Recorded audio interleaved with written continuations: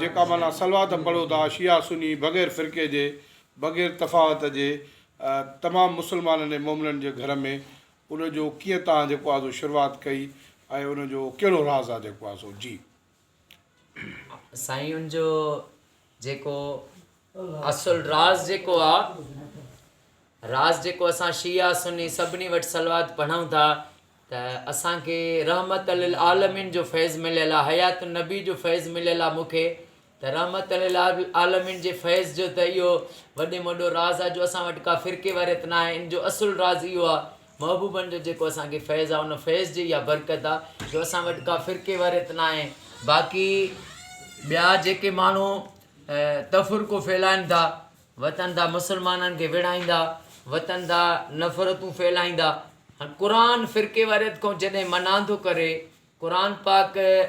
जॾहिं क़ुरान असां सभु मुस्लमान इन ॻाल्हि खे बि मञूं था हर कोई चवे थो त अगरि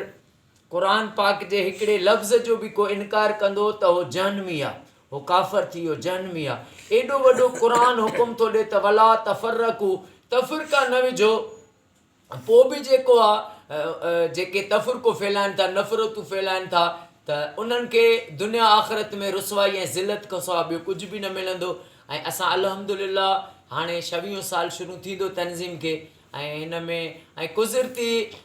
असां वटि ईंदी आहे त अगरि सुन्नी जे हिकिड़े ॾींहुं सलवात हूंदी आहे घर में त ॿिए ॾींहुं शिया जे घर में हूंदी आहे ऐं जो असुल कारण इहो आहे जो रहमत लिल आलमीन जो ज़िक्र आहे ऐं असांखे फैज़ बि रहमत लिल आलमीन जो आहे